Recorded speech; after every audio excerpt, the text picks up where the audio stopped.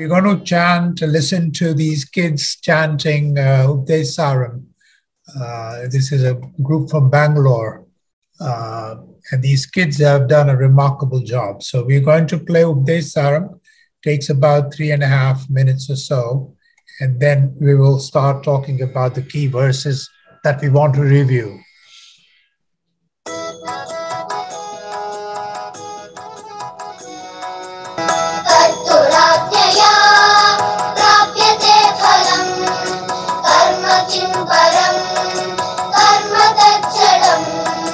kṛti-maho-dadhau patana-kāraṇam phalama-śaśvataṃ gati-nirodhakam īśvarārpitaṃ necchayā kṛtam citta-śodhakaṃ mukti-sādhakam Kaya-vāṅmana karyamuttamam pujanam japa chintanam pramāta jagata-īśvarī yukta-sevanam ashtamurti-vrit deva-pujanam uttamastava uchchanandata citta-japa dhyanamuttamam Achyadharaya Sota-sasanam Sarala-chintanam Virlatah-param Veda-bhavana Soha-nitya-so Bhavana-vida Bhavani-mata Bhava-shunya-sat Bhava-sustiti Bhavana-balat Bhakti-ruttama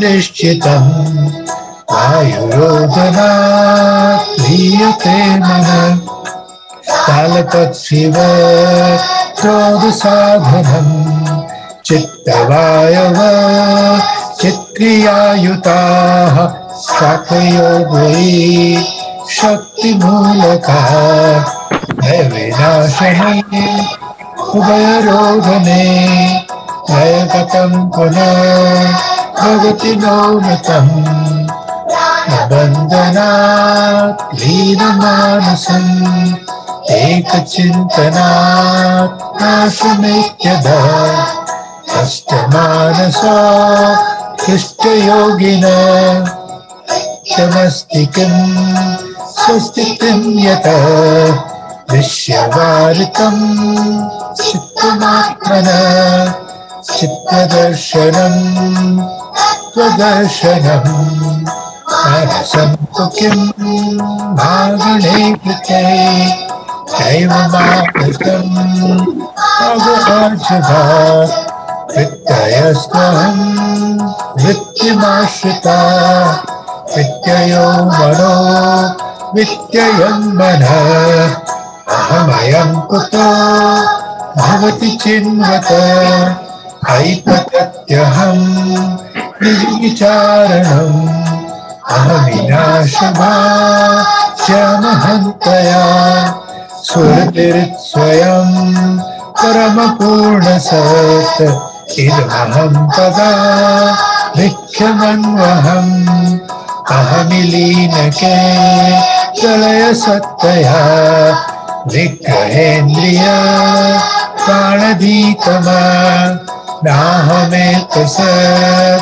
Taccharam yasat Sattavasika Chitva-vetara Sattaya-hichit Chittaya-yaham Isha-jivayo Vesha-dīpita Satsvabhavako Vastu-kevalam Veshanata Swatma-darshanam Isha-darshanam Swatma-rupata Atma-sanstiti Swatma-darshanam Atma-nirtvayat Atma-nishtata Jnana-varjita Jnana-hīna-chit Anamasti kim Gyatumantaram स्वरूपं नित्यात्मदर्शने अव्यया भवात्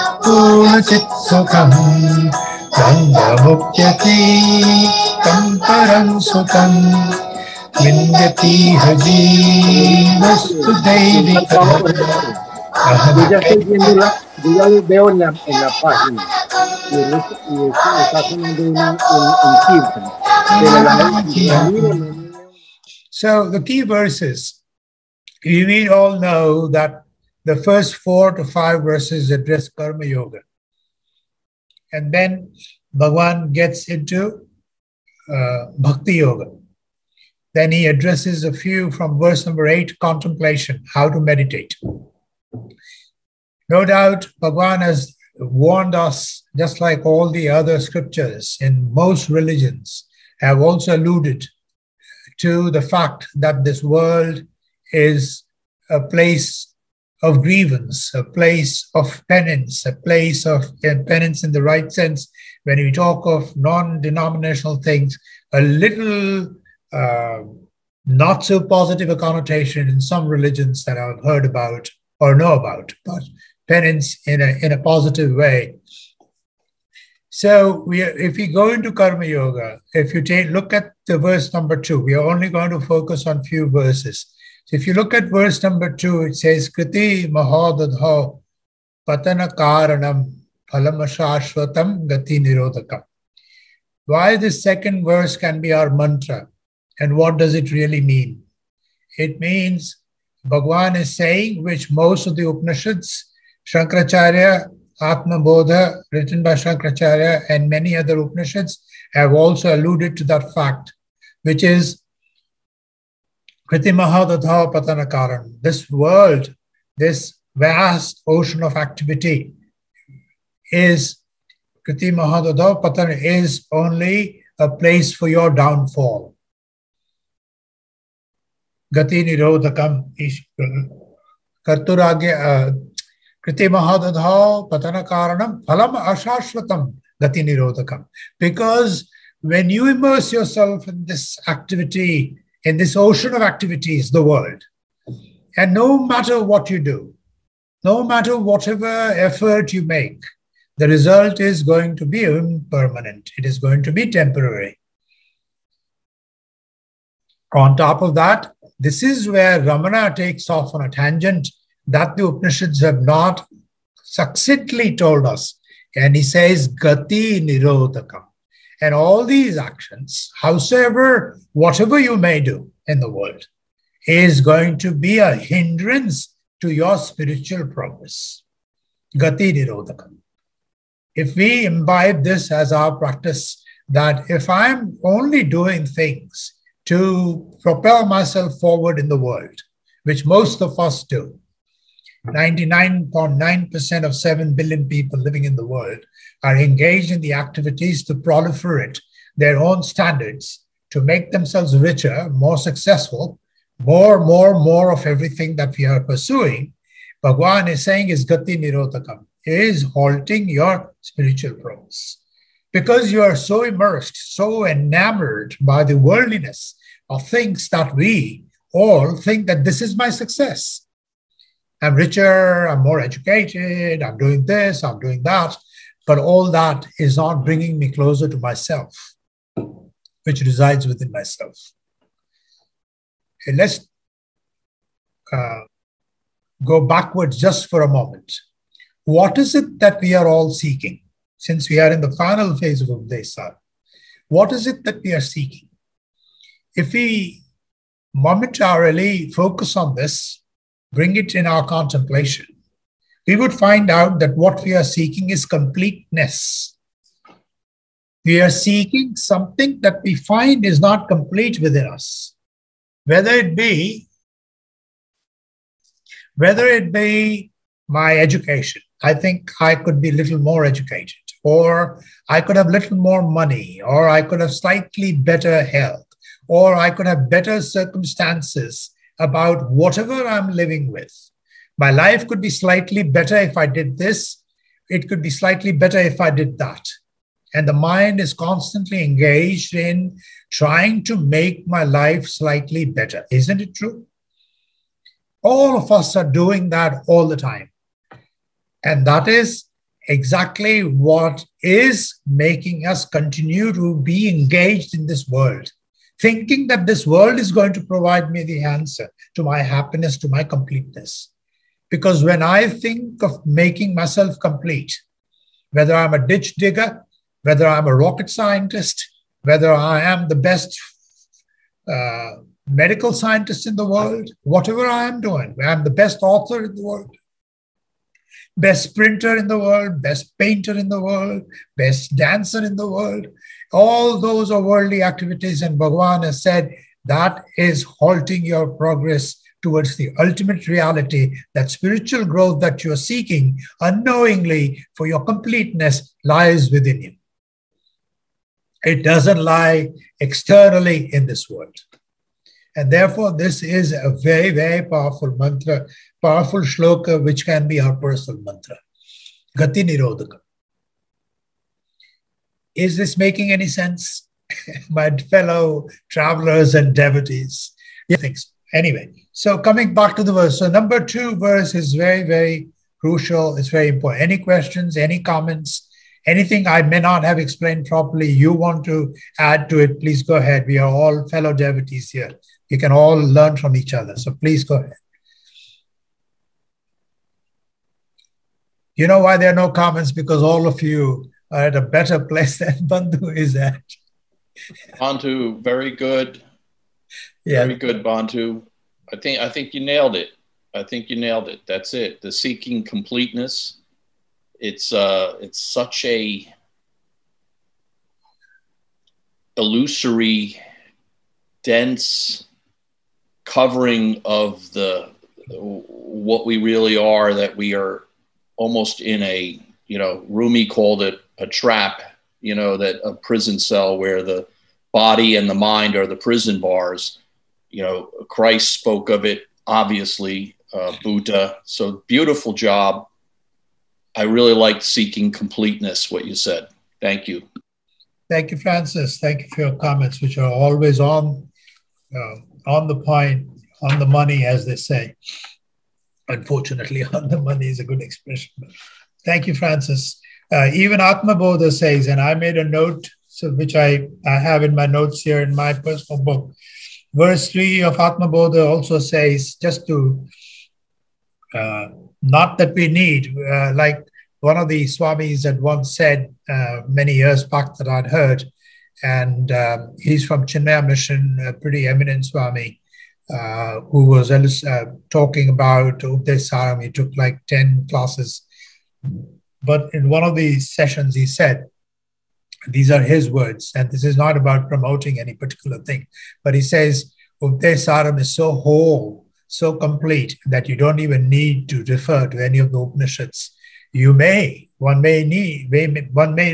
refer to it, but there's no need. It is so complete, every verse. But yet, since our mind is a manifestation of multiplicity and speed and proliferation, here is another reference to the same thing. The verse number 3 of Atma-bodha says, action can destroy ignorance. Very, very, very similar to this verse. Action can destroy ignorance, for it doesn't conflict with ignorance. Just as light destroys darkness, knowledge alone can destroy ignorance. And Bhagavan has kind of made that light, that ignorance dispelled by saying gati-nirodhakam.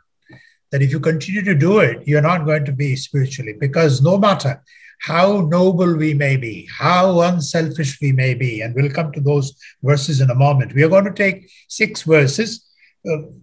What happens is we get attached to our activity. Unknowingly, knowingly, we get attached to it.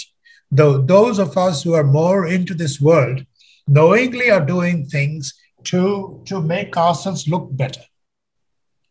Many of us who are not even making ourselves look better still get attached to our own action. We like it. We like being praised. We like being acknowledged. We like to see what we have done. And that's what the jiva gets anchored with and anchored to, unfortunately. That's why we say that we should diffuse, we should mitigate, we should dwarf our possessions and attachments as we grow older. We should have hardly any possessions by the time we depart from this world. But we have houses, we have money, we have bank balances, we have this and that, and we are always thinking about it. But we should go out as we came in without anything. This is a quagmire. The world is a quagmire, and we keep going into it more and more if we continue to remain very active. That's what Bhagavan is saying. So moving forward here, we are going to take 5 more verses to talk about karma yoga, bhakti, and contemplation. And the next 2 weeks, next 2 Saturdays, we are going to focus on self-inquiry. If you look at verse number 16, Bhagavan starts on self-inquiry from 16 to 30. And then that's why we are going to give more time to those 2 weeks, those verses of self-inquiry for 2 weeks. So moving along here, if you look at verse number 3, for those of you who have the printout of the book in front of you, īśvarārpitaṃ necchayā kṛtam citta-śodhakaṃ mukti-sādhakam. So Bhagavan is now bringing himself down to our level, mortals, and is telling us, what should be my action like then? If you are saying that my action is going to be halting my progress, what kind of action should I do? I am definitely, because of my prarabdha, I'm going to be engaged in activity. I cannot sit like a hermit under a tree and not move, right? The body is still going to move. Things are still going to happen. The world is still going to be cropping up again around me and surround me. So what kind of action should we have? He says, īśvarārpitaṃ necchayā kṛtam citta-śodhakaṃ mukti-sādhakam. A friend of mine the other day said, why do everybody who talk about this speak then in Sanskrit? We don't understand. But it's when you speak more than 2 languages, you always refer to what you're going to talk about. Your mind makes you say it. So, and since it is in Sanskrit, so you say in īśvarārpitaṃ, otherwise you don't remember what you're going to talk about. I know who knows what I'm talking about. Anyway, īśvarārpitaṃ necchayā. He says your action shall be such to purify yourself, not to remain engaged. Our action should be as if it has been offered to the Lord. īśvarārpitaṃ. Offer all your actions to the Lord. Necchayā kṛtam. Do not have any expectation for yourself from it. Na iccayā. You have no desire out of that. I have no desire from my own actions. So even when I donate money, do not attach yourself to it. Do not expect a recognition for it. Do not if you donated money, you did, don't worry about it. Don't go there thinking that you'll be recognized for the donation you gave. And that's why Ramanashramam is an epitome of the most purest, most sublime of ashrams, which does not talk about money till date. Bhagavan left his body in 1950, 73 years back, right? 71 years back. Not a single person is asked to donate a single penny. And yet the ashram runs, right? Nobody says what the room tariff is. Nobody says how much you'll have to pay for your lunch and breakfast and dinner, nothing of that sort. You go into the office, you register. If they have a room, they give you the key. You stay in the room. If you stay in the ashram, you can go and have free meals. Necchayā kṛtam, there should be no expectation. Citta-śodhakaṃ, he says, if your actions are such that are devoted and surrendered, offered to the Lord without any personal expectation, that kind of action is citta-śodhakaṃ. That shall purify your mind. Chitta, it will purify your mind, and mukti-sādhakam, that will become the instrument of your liberation. That kind of action, those kinds of actions would pave the way for your liberation. And as I said earlier, we are all looking for completeness. We are all looking for something that we don't have a grip on. And we think that I'm going to get it here. It's not going to come from this world. So Bhagavan is saying, if your action is such where you have no personal expectation, everything is offered in the name of the Lord, then you would definitely have purification of your mind, citta-śodhakaṃ, mukti-sādhakam, and that shall pave the way for your liberation. Bhagavan says actions will hinder your progress, hinder your spiritual progress. Then we talked about what kind of action should it be. It should be an action which is devoted to the Lord with no personal expectation. That shall purify my mind, and that shall pave the way for my liberation. Now, he's giving us a little bit of bhakti here. What kind of devotion should you have, though you're going to be acting? Jagati-nirodhakam ashtamurti deva puja. Verse number 5. Jagat hi shadhi yukta sevanam ashtamurti deva puja. So how do I engage in this world? You are saying my action should be selfless. I should be offered to the world. How do I offer it to the world? I don't know. So he says, Jagati shadhi yukta sevanam. See the world. See the manifestation of the world as if it has been given by him, unfolded by him in front of you. Jagat ishadhi yukta sevanam, serving the world as the manifestation of the Lord itself. I don't know how the world was created. I don't even comprehend. I don't have the wherewithal of understanding how this world came about. And yet I take control of it. My ego is so big, I say, mujhe malum hai. I know how the weathers change and how all these plantations come about, but we don't know how the seed came, how this cosmic energy creates so much world around me. Just as I don't know where was I born from. That's why we are called unborn, right? We are never born before. We are never going to die before. That's the Advaitic understanding, the philosophical culmination of that clarity. I wasn't born. I'm not going to be dead at any given point because I don't know where I came from. Where am I? Who am I? Whence am I? The next text we're going to take up in January. Who am I? Bhagavan's text. Whence am I? Where did I come from? I don't know. Bhagavan says, Jagati ishadhi yukta sevanam. It's his own manifestation. Yukti. He has created this world. Respect it as such. It's way beyond your comprehension. Accept it. Jagat ishadhi. He has created it. It is his manifestation. Ashtamurti deva puja. So I should worship this world in its 8 forms. What are those 8 forms? We all know it. What are the 8 forms, guys? Air, ether, earth, fire, water. These are the 5 elements, right? We all know that. Air, ether, earth, fire, water. And then moon, sun, and the soul, that which resides in my heart. He says these 8 things are manifestations of the cosmic energy. Do not reason about it. Accept it, respect it.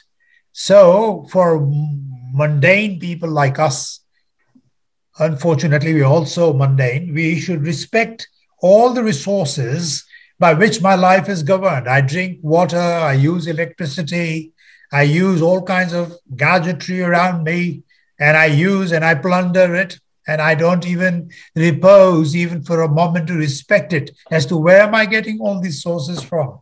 My ego is so big, I assume as if I have created it. And I don't have a diddly bit of a control over it, not a tad bit of control over it. When a tsunami comes or when an earthquake takes place or a volcano erupts, I look in bewilderment. I look and say, oh God, look at the nature. And yet my ego is bigger than that. My ego is deeper than the deepest depths of any ocean, higher than the highest of heights I could imagine, wider than the widest of expanse I can ever create. My ego is larger than that. And that's my problem. And I don't mitigate it. I don't say that, oh God, I'm nobody. I'm not even as big as an ant in the cosmic relationship, as we all know. Even our planet is a tiny dot, which is not even 0.00001% of the total cosmic expanse. So Bhagavan is saying, Jagati Ishadhi Yukta Sevanam Ashtamurti Briddeva Pujanam. Make all your actions as if they are, because it has been given unto me, I worship it back, and I recognize and be cognizant that I could not have functioned if these 5 elements were not given unto me. If the moon wasn't there, if the sun wasn't there, I wouldn't have no knowledge of darkness and light. I would have had no knowledge of it. And unless my heart pounds, I don't understand why I get that feeling. Just as I am very scared, suddenly my heart pounds. When I do something wrong, my heart pounds. When I have an exhilarating experience in contemplation, or I say, Ki Hare, I had such an adbhut, such a wondrous experience, I cannot describe it in words. When I start describing it, it sounds very pedestrian. It sounds very rudimentary. Even people who don't, even those who are mature enough spiritually, don't really get the hang of what I'm saying, because it was a personal experience. It came from my heart. It didn't come from my mind. So to recognize, to be able to separate, and if we are lucky enough, blessed enough, we can separate every action, every thought, every word I speak, every action I take with my intent. I hope this makes sense. My intent is not my mind. My intent is coming from my heart. So when my intent is pure, my intent is wholesome, ekdam absolutely clear, then I've offered the action to the Lord. And I've respected the word. Think about it for a little bit. How is my action? How is my intent? My intent usually is not very pure. My intent has corruption in it. When my intent becomes sublime, I'm really respecting the world. I'm respecting that entity that created me. The entity that has created the tree in the yard in front of my house. There's no difference in the cosmic energy. There's no difference in the definition of the cosmic entities between a human beings walking around, talking with his intellect and jumping up and down and plundering the planet, and the tree or the frog or the turtle or the deer or the monkey or the dog. One and the same. All of them have jiva in it. All of them have prana in it, which they do not control. They call themselves an entity. When the prana is put in them, they call themselves a dead body gone from here when the prana is taken away. And that prana is a cosmic energy.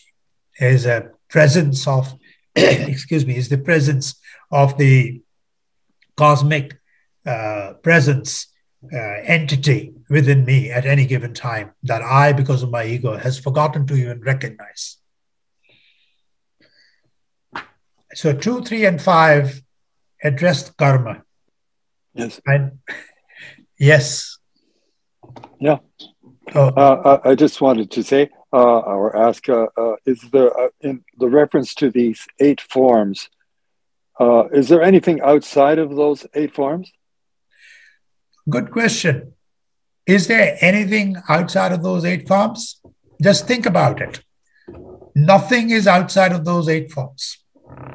Because everything is a manifestation, a multiplicity, an algorithm, a permutation combination of those 5 elements.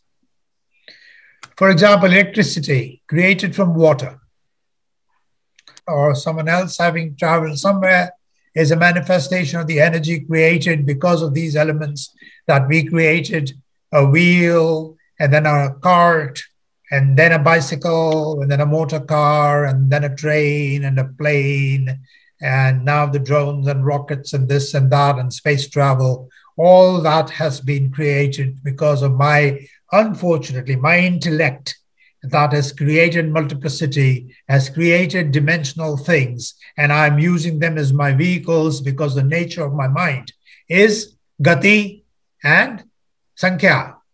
The nature of my mind is multiplicity and speed. That's the nature of my mind. It'll always create more.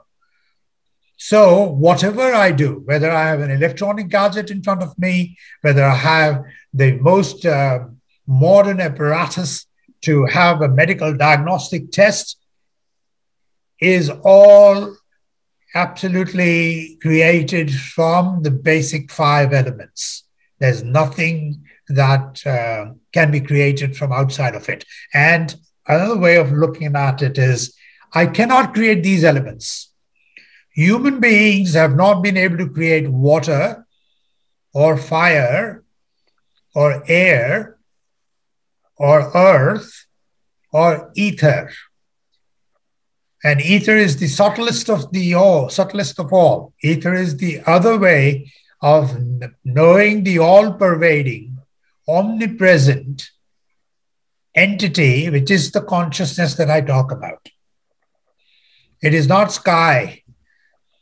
It is not clouds, because ether has no attributes you cannot identify as air or wind. So there's nothing outside of these 5 elements, because I can create these 5 elements. I cannot get closer to it. Human race will never be able to create these 5 elements. And that would be for some of us lucky ones to be able to know the presence of the Lord. And Lord is not an entity. Lord is not a human being. Lord is not sitting somewhere in a big palace. Lord is you and I in our hearts when we become pure and we merge with it. That's the cosmic reality. And we all are trying for that completeness, because we have become a fragment out of that wholesomeness, that completeness. That's why my most inherent nature is to merge back. That is completeness. Thank you. Good to see everybody.